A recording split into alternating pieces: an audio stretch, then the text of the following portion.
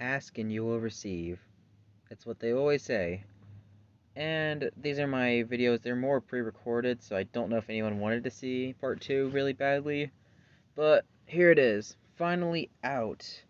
This is part 2 of the Danganronpa First 2 Killing Game participant swap.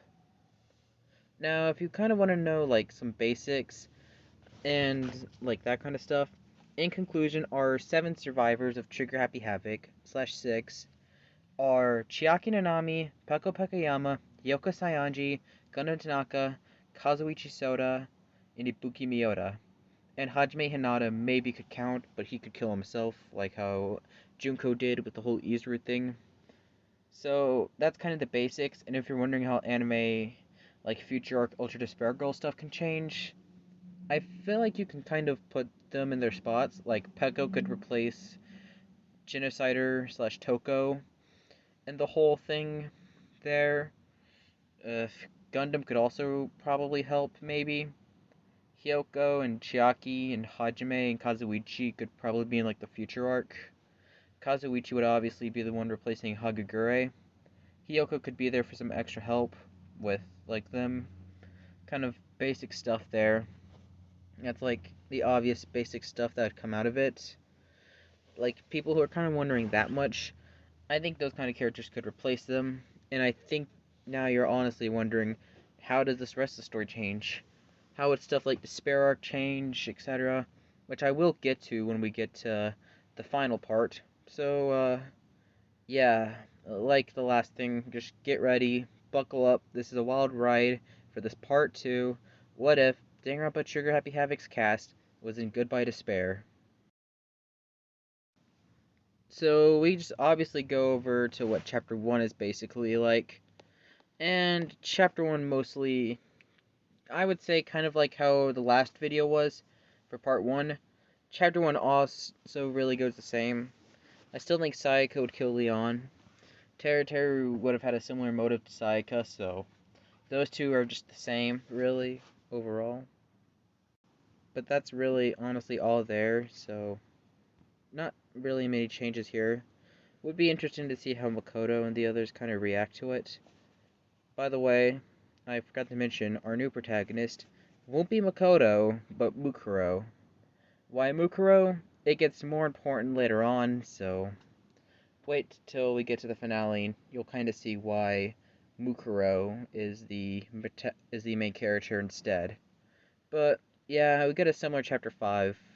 Leon still kills Sayaka, and that whole thing still happens.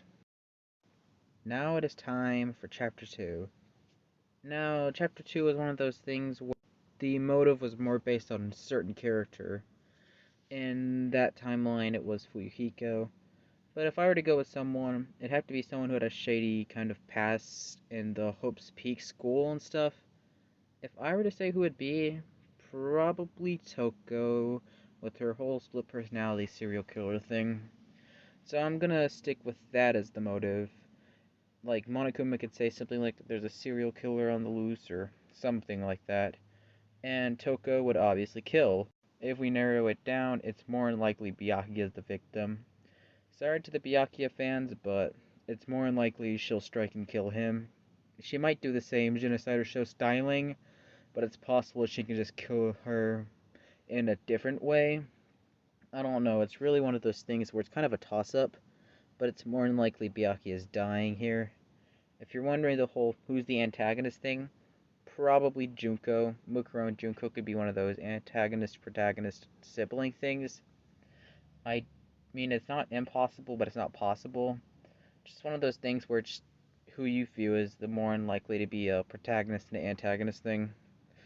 But yeah, Byakuya is dying here, and Toko is his killer. Kinda shocking, I know, but Byakuya, hate to say it, but I guess you're gonna die to your simp. So, chapter 3 is now. It's a weird one here. The motive is the despair disease, and it's one of those things where whoever just gets caused with the disease first is more than likely the culprit, and it's one of those things where I'm probably going to make it a bias. It's Kind of obvious. You can just make it a bias and kill off whoever you want with this motive. As for people who get the disease, I would assume someone like Kyoko would probably get the coward disease to prevent her from doing the investigations. Uh, that's kind of like a guaranteed one. She could also get the Lyme disease. That's really all.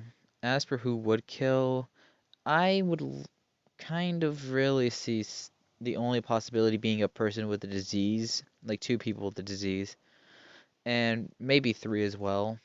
As for who would be, probably someone who would just be like complete and utter Junko obsessed.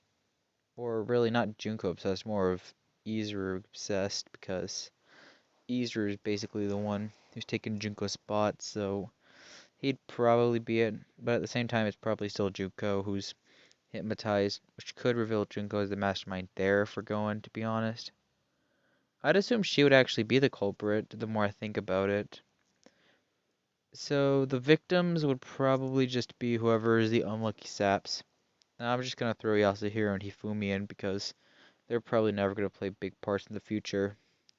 So Junko kills those two, and she's kind of the whole thing of hope, despair, insane stuff kind of there. That's kind of what would happen there. Pretty confusing. Chapter 4 would probably just go the same like how in like the original timeline. I'd assume Sakura would still did what she'd done. She would still kill herself for the greater good, but this time around she'd only kill herself because of the motive, not because of her being the traitor.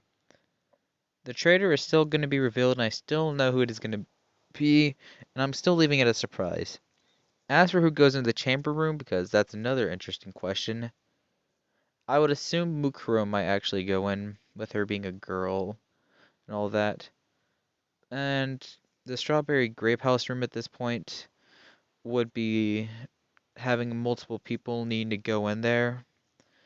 With the point we're at the killing game, the only characters we've got left would include that of Chihiro, Mondo, Ishimaru, Celeste, Sakura, who does die, but she's still included here, Kyoko, Makoto, and Aoi, and Mukuro. Those are the only 9 at that point. So with that being said, we only have 4 guys, so they're going into one room, and then the 5 girls can just go into a room together. Kind of be like that. Sakura would probably kill herself, like what I said earlier, and Mukuro or Makoto could probably take the spot of go into the chamber room. Most this is kind of it's a weird mixture of Chirker Happy Havoc and Goodbye to Space Chapter 4. That's kind of all.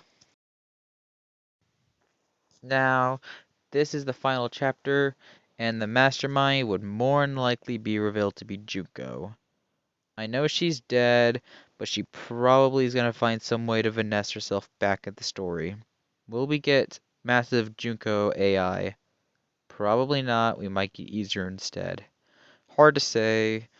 Uh, Makoto would probably then get revealed as the traitor, and this is why I picked Makoto as the traitor, if you're wondering. Makoto Naegi had the most hope out from everyone. Why did they kill Chiaki in Despair Arc? She had the most hope out from everyone. Makoto Naegi had all the hope. Killing him off would give everyone the most amount of despair. So, it's more of it would make the most sense in Junko's little plan. So, yeah, Naegi's gonna take the spot of being the AI who dies. Mukuro would kind of be like Hajime, where she's confused and doesn't know what to do. I'd assume you'd have to play as Makoto at the end, and that would kind of be where the series, like, that's really where the series would end, part 2. Our surviving cast would include that of Mukuro, Ishimaru, Mondo, Aoi, Celeste, and Kyoko. You could possibly add Makoto. I mean, he kind of does, but at the same time, long term, he's dead.